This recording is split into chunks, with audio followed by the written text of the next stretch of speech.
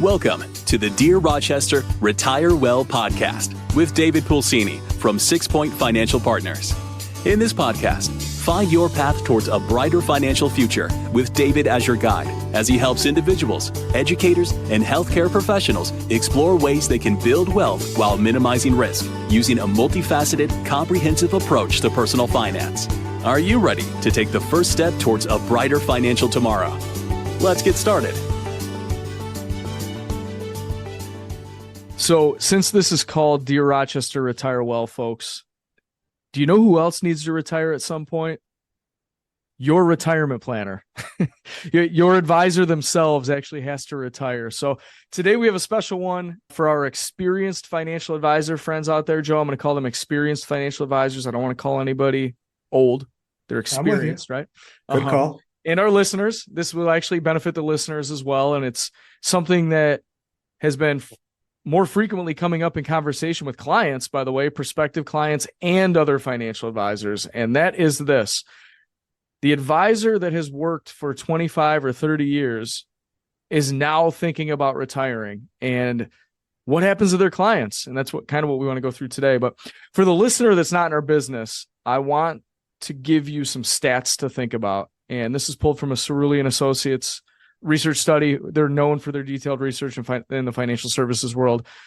They estimate that within the next 10 years, 37% of advisors that manage $10.4 trillion of assets are expected to retire. That's a tremendous amount of money. So folks, in our world, these are people that know they will retire, and 1 out of every 4 of them does not have a succession plan. They have no idea what's going to happen for their clients. So if I were a client, I'd be asking that question.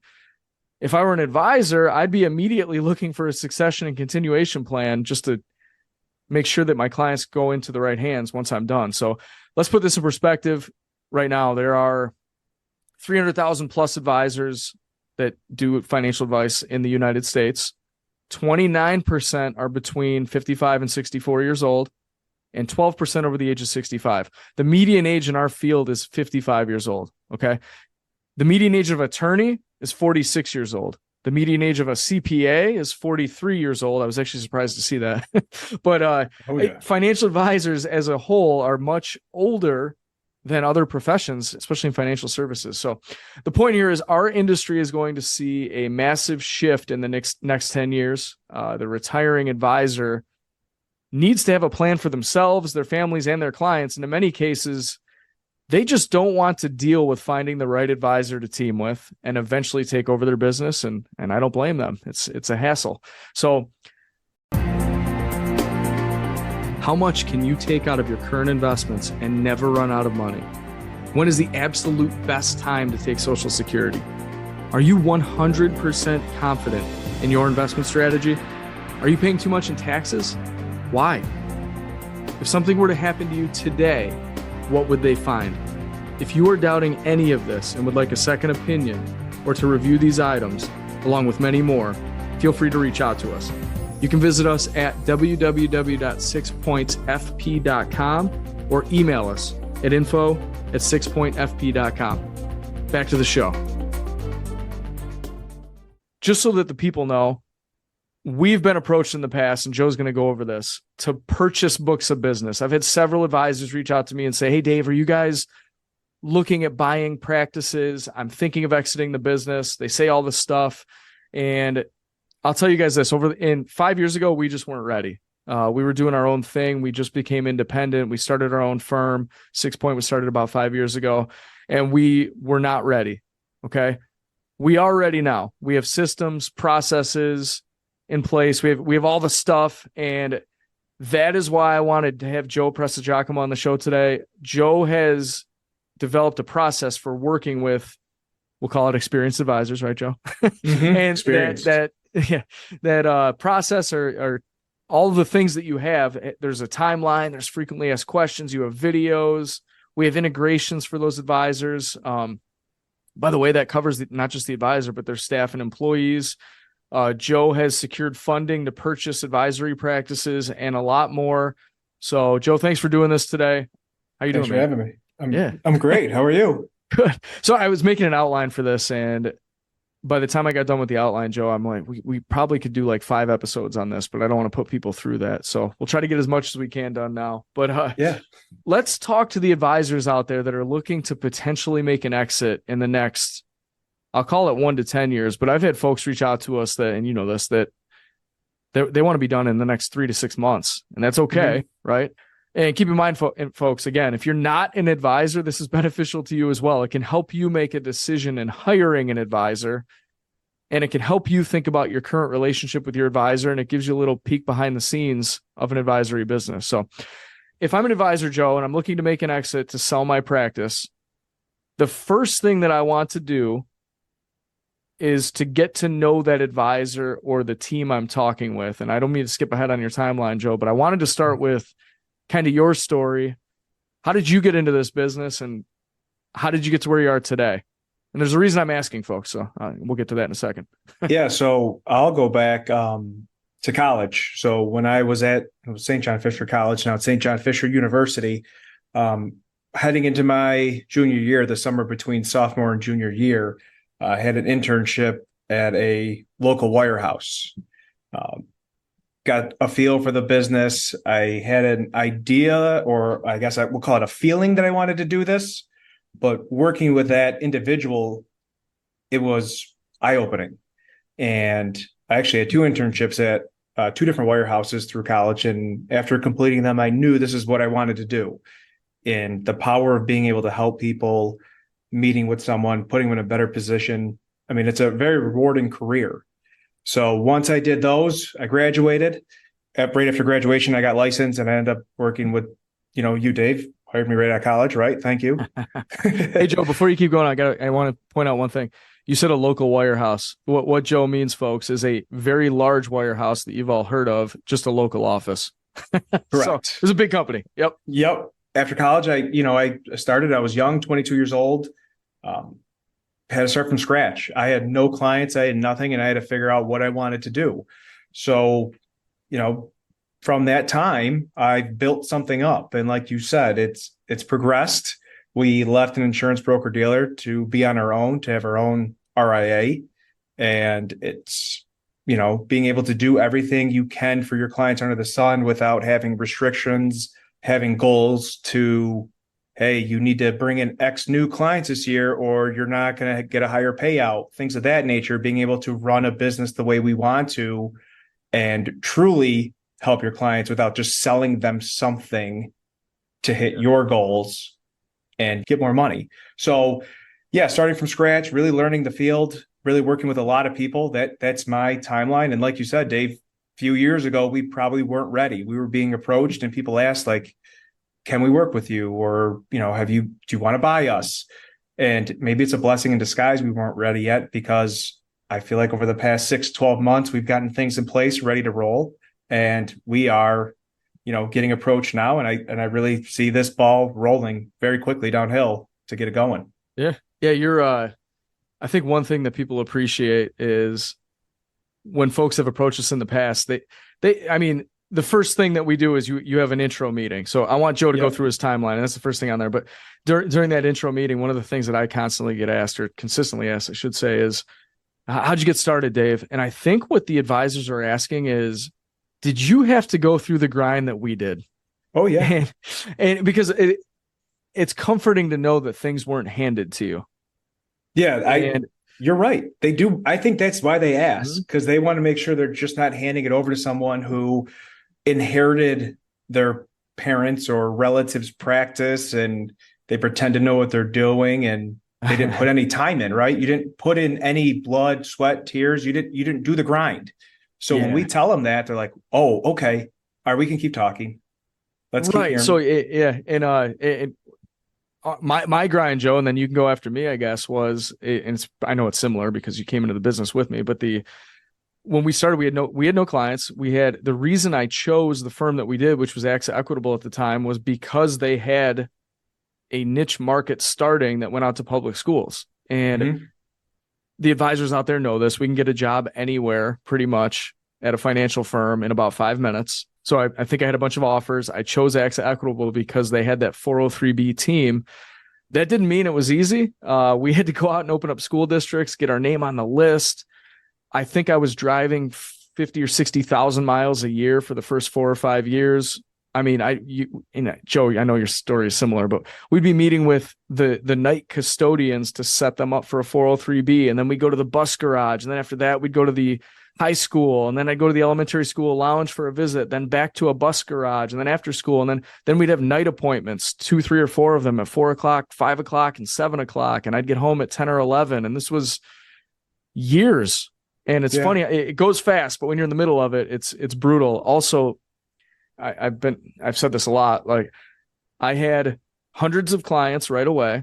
I worked 80 to 90 hours a week, and I made $14,000. That was a year. Like, I remember when I could put my debit card in a gas machine, like at the gas tank, and not worry about filling in $50 because I was always worried about going broke. Like, I think those are the stories the advisors actually like to hear, because that means you've built it from scratch and you've learned, and we've come this far. And here we are, Joe, on a famous podcast. Of course. So top 5. And you learn and you get better. And we went through all the stuff at the insurance broker dealer. We went independent after that. And eventually you get to your own business with 6 Point Financial Partners. And we're doing all this stuff. And that's not the point of today. But one of the things that we're doing is actively pursuing practices to buy, again, because we are ready to do that. So, Joe, when you started, what's like your, if you can think of one, if you can't think of one, we'll edit this out. But if you can think of one story that talks about how hard it was at the beginning, or how you were just thrown into it, that would resonate with an advisor that's been around a long time, what can you think of anything off the top of your head? So I think it was like my second or third meeting, because, you ran a couple with me, because I was trying to get into the Greece Central School District. That's where I grew up. And I had a meeting with someone, and you said you were running late. I said, okay. You said, head in. Okay. I was heading in. It was probably, a couple meetings into my career, and you sat in the parking lot and waited for me to come out. I called you. I was like, hey, I did it. I was able to get this person as a client. I signed him up. You said, good. I knew you were ready. You're all set. I was like, that's it. That was it. You don't keep helping me. You're like, no, I'll help you. But sometimes you got to learn how to fly a little bit on your own to realize you could do it. I still remember that. It was an elementary. What was building. important to me, Joe? We never talked about this. I didn't want to, because it was a morning meeting. It was like 7 a.m, right? It was in Greece. And I'm like, I lived on the east side or something. I'm like, I don't want to go to Greece in the morning. But I showed up. I was in the parking lot intentionally so that when you came out, you knew I was there. It wasn't like my manager's skipping on me, right? So I didn't skip on you, Joe. And I'm glad I threw you out there, because once you do that and you get the confidence, you're ready to go. And I guess another point is, we've all had those appointments where it's like you drive an hour and it's 7 o'clock at night in a blizzard, and then the people aren't home, or they don't show up. Like we all went through that. So anyway, Joe, the point of all of that is, to the advisor friends out there, we understand and appreciate that grind. And eventually, when the income goes from 14,000 to 42,000 to 80,000 to 150,000, whatever it goes to after that, which the advisors understand out there, you can look back on those times and appreciate it. One other thing real quick was, when I became a manager at AXA Equitable, I used to go around the country and I'd speak to different teams. And I used to have my calendar with me. I actually still have my calendar with me from my first year. And I would have someone on that team. I'd say, hey, pick a week. Pick any week you want in 2004. And they'd always pick like July 4th or between Christmas and New Year's, trying to fool me. And I'm like, you open up to that week and it's like, yeah, I had 26 appointments that week. I set up 16 people for accounts. I had 200 phone calls. I drove 1,000 miles, and I did this, and this. And it's funny now, because I'm like, man, there's so much smarter ways to work. But we did it. So anyway, that's enough on that. So taking us to where we are now, Joe, we have a timeline. So when an advisor meets with us that is looking to potentially sell their business, walk us through that timeline, and we'll just highlight some of the points and then take it from there. Yeah. So, there's always that first meeting, right? So we always say when you meet someone, we're going to buy a practice or have a experienced advisor who wants to work with us, right? It's like dating. So you want to be able to meet them, get a feel for them, because this person is going to take over your business and your clients become family. A lot of your clients, I don't know about you, but I have a lot of clients that I would consider very close friends now. So you don't want to just hand them over to someone who, could just be crazy, and then it just ruins your reputation, right? You don't want the rumor mill to start. Joe, did you have a bad dating experience? No, I did not. I'm kidding. Joe's married, happily married with kids, whatever. Go ahead. So the first meeting is definitely just feeling someone out. And, we meet with them. We keep it very open, very basic. We don't like to get into the details, how many clients you have, how's your book set up, because I think that's too early to really figure out. You want to know the person first. Mm-hmm. So that first meeting, we've had them as long as like 3 hours, right? Oh yeah. And you just talk and talk and talk, just like a first date when you meet with someone and it's just like, oh, you hit it off and you just go, right? And you realize, oh, wow, we're the last ones in the restaurant. Gotta get out. Well, we have a lot in common, right, Joe? So like you meet with an advisor that's been doing what we do. Like I'm in my 20th year. It's not like I just started. I might be an experienced advisor myself. Like it's you have a lot to talk about. It's fun, but you're totally right. I've had people come in and they're like, hey, I've got 160 clients with $72 million. How much money can I get? And it's like, that's great. Obviously this person might be serious, but it's it's more, why don't we get to know each other and see if this fits? Maybe there's a certain niche that we work with or that you work with. Like there's a lot more to talk about than to get right into that. So the first step is definitely an intro meeting. Are we a good fit? Because you're going to be doing a lot of work together for at least, most of the time, at least a year. Right. Yeah. So, because it would probably take a few months to transition, which we'll get into. And then you're going to want to stick around for some period of time. So you're at least a year. You're going to be spending a lot of time with this person. So we'll have our intro meeting. We'll, finish that up. And what we will usually do right after that, within a day or two, is, hey, it's great meeting you. It's great to catch up. Let's reconnect. Before we do, here's a non-disclosure agreement. This way, anything we discuss is going to stay between us, these two parties. We don't want anything out there. We don't want your business out there. We don't want our business out there, because if it doesn't work, oh well, right? If it's just not a good fit, oh well. If it's a great fit, it's staying here. So that's where we'll go after that. And then that second meeting is where we'll get a little bit into those details. Not so much the money. We'll get into the money a little bit, but I guess it's more the operations. How do you work? How do you run your practice? What are you guys doing? Because you could just tell, like you said, Dave, you could just say, hey, I got $72 million. I want X. Oh, okay. But are you meeting with these people once a month, once a year? Who's doing what? Who's running the behind the scenes? How does this work? Because you could have a bigger book, but if you're running around like a chicken with your head cut off, I don't know. That might not be the best fit for us. It might not, you might want somebody else who's going to keep doing that. So let's talk about how your business is operating and what is going on behind the scenes. Have that meeting. Then we'll start getting into, that third meeting, your vision. How do you want this to go? How is your book broken down? All those good things. This way we can make sure that it's going to be a smooth transition, because it's not just you transitioning, it's your clients. A quick interruption. 6 Point Financial Partners is taking on new clients. If you would like to take the next step in planning your future with Dave or the 6 Point team, please visit them at www.sixpointfp.com to schedule a time or reach out via LinkedIn, Facebook, or simply find us on the internet by searching 6 Point Financial Partners. Okay, back to the show. Yeah, you're to back up a step here. And for the advisors listening, you guys know this. We have a 6-step process, right? And most of the time when you have like the intro meeting and then the gather the info, like that kind of happens in the first meeting most of the time if it's a good fit. So Same thing here, but the questions I start to get are, hey, will you guys take on my staff? Hey, I've got a junior advisor that I pay X to. My vision and my goals for this is I just want it to be easy for me and I want it to be easy for my clients, right? But the practice and how we work also gets into how we work.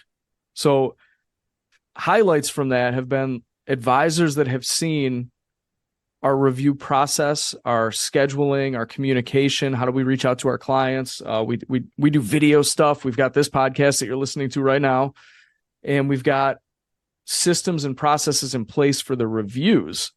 And we have several ideas on how to integrate that into someone's practice. Or, by the way, you don't even have to.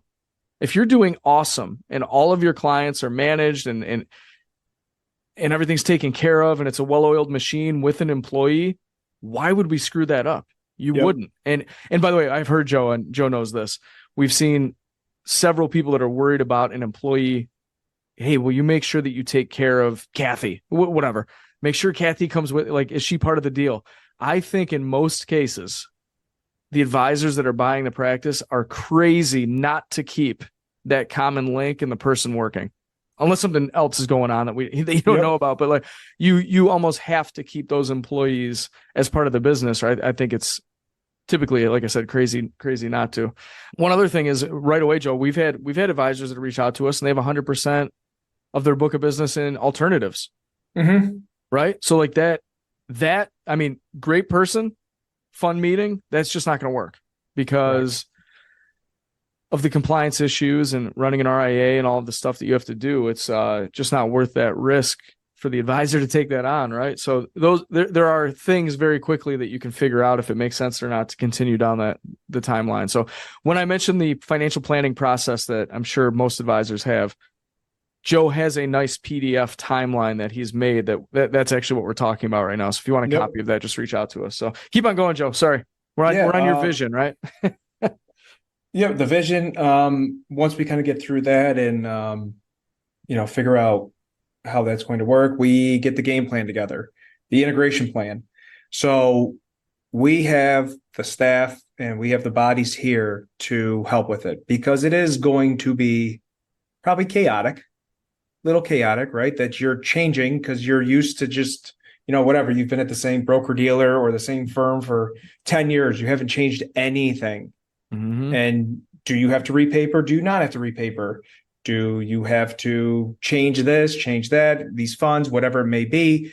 We want to make sure that this is going to be as smooth as possible. And you want to get that out before you want to get this kind of built in with the vision, but you want it put together so the advisor knows, hey, this is how it's going to go. So when this does happen, they can relay that information to their clients. Hey, this is what you can expect. This is what's happening. This is the team we're working with. This is the group. This is how it's going to go. And you want to be able to also communicate, the senior advisor, the experienced advisor, I'm sticking around for X time and my staff is sticking around as well. Because it's, again, like we said, it's not just the experienced advisor and their staff. It's 150 households or 300 households, whatever it may be, who are also going to be affected. So we want to make sure it goes smoothly for everybody during this time. Joe, every firm says they help with the transition. Yeah, I know they all do, right? So it just, I'll take that one because now Joe's laughing.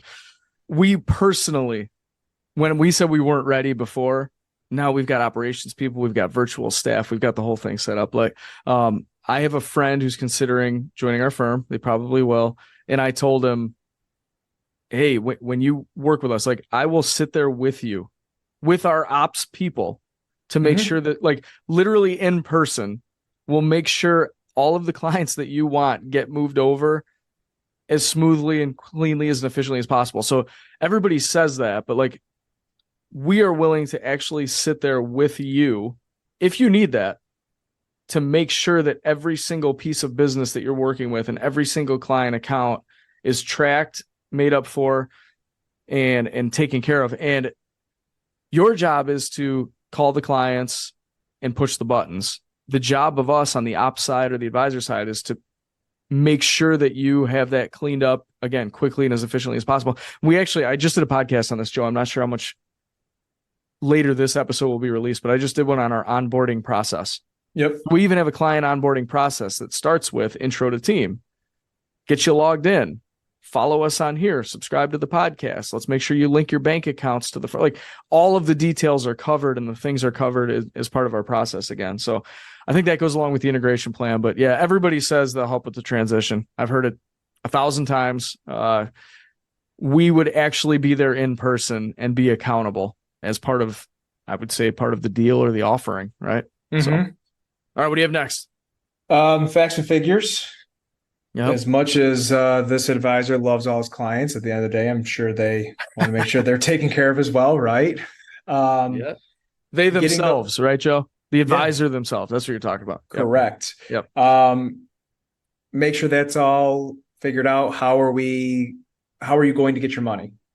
Yeah. When's it coming? How much is coming? Is there a chunk coming now and then another chunk in 6 months? Do you operate out of a different state? So maybe we could structure it differently where you have no state income tax. So can we get more money out quicker than if you have a state with state income tax? So getting that all hammered out so it's efficient for the experienced advisor who is leaving. Because yes, you can get a large payday, but if it's going to get chewed up by taxes, which again, we can't dodge them all, but if we could do it in an efficient manner, get it to you, like at the end of the day, what do they always say? What's the quote? It's not about what you make, it's about what you keep. That's right. That's right. So Joe, you're one thing that I'm not sure you're going to bring this up is if an advisor gets a check or 2 checks or 3 checks, like it makes sense, and advisors understand this, to maybe take some 1 year, maybe some the next year and some the year after. You spread that out. And also it can be taxed as capital gains rather than ordinary income. So there are ways to structure a deal, and I'm sure the advisors listening know this, so that you are taxed at capital gains rates, which are currently, we don't know what's going to happen, currently lower than ordinary income taxes. And that on call it $1 million deal, guys, do the math, versus ordinary, it saves $200,000. Yeah, it's a 20-point difference. Yeah. Right. So that can be a big deal on how it's structured. I won't get into that too much. That is on our FAQ list. Like, guys, show me how this deal is structured so that I can save a bunch of money. One other thing I wanted to point out with this is I consistently hear broker dealers, and I'm not picking on them, it seems to be working, offering 2 to 3 times for their business. I'm not saying that's bad. I'm saying, like, internally, if you're getting 2 to 3 times for your business and you're at a broker dealer, again, Joe, it a lot of times comes down to the money, but it's like, don't settle for that. Not because it's 2 to 3 times, but because, hey, listen, I don't have to repaper and I'm going to get 2.5 times my revenue. I'm good. It may be worth looking at the outside, finding a real team to partner with that goes through the processes. They have the systems. They make it fun, by the way. And you can get paid either the same or more, right? Also, there are ways to structure it so that a lot of advisors that I've talked to, and again, I wish I could go back to the folks that have now sold their business, Joe, and talk to them today. But one of the big concerns is, what about that? I'll call it the lotto ticket. Hey, I've got this life insurance sale that's going to generate me $300,000 of revenue, but that's not going to happen for like 2 more years. Like, you can build that in if you're talking to a reasonable team. Like, you stay on as a consultant, you can stay on as there are ways to build that lotto ticket sale. Or if you find new clients, right, Joe, in the process, you're out in a year and a half, we can build it in so that you still would get paid for those clients that you bring in if it's structured the right way. Correct. Yeah. And on your previous point, you're saying the broker dealer doing internal sales. You see, most of the time it's W-2. They give you W-2 income when they buy you out. So some of the wirehouses be like, yeah, we'll give you 2 times revenue. By the way, it's W-2 income. So you're in, the upper 30s, low 40s, depending on the state you live in, maybe even 50% in taxes. And you have to stick around for X years, and so does your team. Otherwise, your deal falls apart and you owe the money back. Yeah, that's not going to work. But like you said, those are some of the concerns people have, and that's why you have to look outside too, like you were saying. Mm-hmm. Well, another reason to look outside is if you're at a captive firm right now and you're listening to this, let's say a large nationally known wirehouse, your business is worth a certain amount. Whether you want to admit it or not, it is. They own the client. You're at a 40 to 45% payout. And that means you are not the majority shareholder of your own business. Right. No matter what anybody says, if you're getting paid 45%, someone else is getting paid 55%. They are the majority shareholder, right? So in that world, your business is not nearly as valuable as if you actually left that place, built it for 2 to 3 years, and then sold it to an RIA. Mm-hmm. It is worth exponentially more money on the outside than it is internally, even with certain programs that certain firms are offering right now. Correct. So, and we hear it all the time, like, hey, I get a 45% payout, but I have no fees. It's like, your fees are 55%. Yes. Like, and if it's a big business, I've said this before, Joe, if you're making $1 million, if you're generating $1 million and you get paid $450,000, if I can't find you an office space and an assistant for $550,000 a year in Rochester, New York, that's a problem. Yeah. Or in any other. Pretty much any city. Pretty much. But yeah, so like those folks that are in those wirehouses, if they're considering leaving 1 year to 10 years out, and it's not my job to consult these folks, but not that it's free advice. These guys know what they're doing, but it's why wouldn't you get out of there, have your team, multiply your business value by exponentially, and then sell it? And by the way, when you leave, you'll probably get a check to leave. Yeah. So anyway, sorry, that was a total tangent, but it's part of the facts and figures. Like when we're valuing a business, if somebody came to me from a company with a bull on it, for example, I'm not interested in that business versus somebody that came over, if the same deal, from somebody that owns their own RIA locally. I'll take the RIA all day. Non-competes, They're getting paid the right way. It's easier to transition. They own the relationship, all that stuff. So that definitely, the reason I bring this up, Joe, is I'm looking at the facts and figures on the timeline. That is a really important consideration. So sorry to pick on those guys. So yeah. And then last is getting, like you were saying, you can work in those whale sales or the, hey, this one's coming in 2 years. Okay, we could always work those in, but once we get the facts and figures out of the way, everything's agreed to, it's all legal, it's all binding, then it's game day. It's time to go. Let's get the ball rolling. Let's get you transitioned. Let's get everything moved over. And hey, let's have some fun, doing everything mostly electronic these days. It's probably not like how it was 10, 15 years ago where it's all paper. Great and point. You're FedExing things out or you're driving around, putting a ton of miles on. I mean, think about it these days, especially after COVID. I would say the ability to do things electronically it's just a lot easier to do it that way. It came up so quickly and every business adapted. And it's like, okay, well, now I could just call your client. Hey, this is what's happening. I'm going to send you a DocuSign. Done. Yeah. And there's, it's funny you say, because obviously we've gone through that, and the folks that you don't think can do the DocuSign, they can do it, guys. Like, of course. My lady Martha, who I don't even know if she knows how to listen to a podcast, so I can say it. She let's just say she's 96 years old. Guess what? She DocuSigned. Totally fine. She had it figured out. And I did have some folks that had to have like their adult children help them out. But guess what?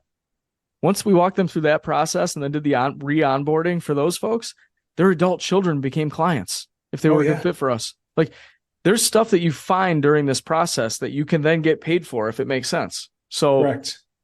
It's not always a bad thing. You hear transition and it's scary and it's never easy. It is some work, but for the final payoff and all those things, it makes sense. So, Joe, quick recap of the timeline. Just read the titles, and then again, we'll send the PDF to anybody that wants it. Yeah. So we'll start right off with the intro meeting. That's step one. Sometimes the next step, our practice, how it works, kind of gets merged into that one, or that second meeting we'll go over how your practice works. After that, third meeting, usually your vision. How do you want this to go? What's your ideal scenario? If you could lay everything out to go exactly as planned, how would you want it to look for you and your clients? The next time we get back together, how are we going to make this happen? What is it going to look like? That's the integration plan. finalize the facts and figures next, make sure everything's laid out with a term sheet. How are you going to get your money? Are there any escalators or anything else we could add in there to get you more money? And then the last step is, just making it happen. It's game day. Yep. I like it, Joe. So one more thing I wanted to mention, and then we'll let the listeners go here, is another reason I think we weren't ready. I don't want to say we weren't ready because of this, because we had a good sized firm, but if I were an advisor selling my practice and I have 1.7 billion under management, I would not sell it to a firm that has 20 million under management, right? Like you probably want to sell it to a firm that has processes, systems, again, they're ready, and that has a team that can handle the things that you are looking for. So Joe is ready to basically buy businesses right now. Again, we have the firm is ready. All of the things are in place. He's got the funding ready. And Joe, I want to end with this. We'll call it a teaser into the next episode. But again, Joe has a lot of pieces and material. He's even got one of those explainer videos on how the process works. And we're working on some other stuff. But we also have a frequently asked question piece. And we answered a lot of those questions during this podcast. But some of them is, do I have to repaper, right?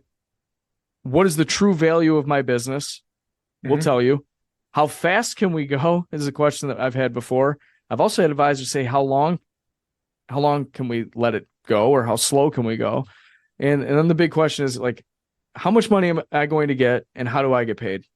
That's the big one. Like, at the end of the day, if you find the perfect firm and they're going to pay you $300,000, and you find a firm that's okay, but they're going to pay you $3 million, in my experience, the advisor will take the one that pays the $3 million. Joe's laughing because we've seen it. But it's just the truth. So you want a fair valuation from the third party, right? And you want to take those steps and have those questions answered. And that frequently asked question sheet is much longer than that. So, folks, I'll leave it there for now. We're going to pick it up on the next episode with the same topic. Joe, thanks for your time, man. We appreciate it. If you have any questions, reach out to us at info@sixpointfp.com. You can find me on LinkedIn under David Pulcini, or Joe. Good luck spelling Joe Prestigiacomo, but you'll find him on there. I think he's the only one, CFP. And that's it. Joe's laughing at me. 13 letters, right, Joe? 13. Put it together, folks. So, all right, make it a great day. We'll talk later. Thank you for listening to the Dear Rochester Retire Well podcast. Click the subscribe button below to be notified when new episodes become available. The information covered and posted represents the views and opinions of the guest and does not necessarily represent the views or opinions of 6 Point Financial Partners. The content has been made available for informational and educational purposes only. The content is not intended to be a substitute for professional investing advice. Always seek the advice of your financial advisor or other qualified financial service provider with any questions you may have regarding your investment planning. Content here is for illustrative and educational purposes only. It is not legal, tax, or individualized financial advice, nor is it a recommendation to buy, sell, or hold any specific security or engage in any specific trading strategy. Results will vary. Past performance is no indication of future results or success. Market conditions change continuously. This commentary reflects the personal opinions, viewpoints, and analysis of 6 Point Financial Partners. It does not necessarily represent those of RFG Advisory, Private Client Services, their clients, or their employees. This commentary should not be regarded as a description of advisory services provided by 6 Point Financial Partners or RFG Advisory, or performance returns of any client. The views reflected in the commentary are subject to change at any time without notice. Securities offered by registered representatives of Private Client Services, member FINRA SIPC. Advisory services offered by investment advisory representatives of RFG Advisory, a registered investment advisor. Private Client Services, 6 Point Financial Partners, and RFG Advisory are unaffiliated entities. Advisory services are only offered to clients or prospective clients where RFG Advisory and its representatives are properly licensed or exempt from licensure. No advisory services may be rendered by RFG Advisory unless a client agreement is in place.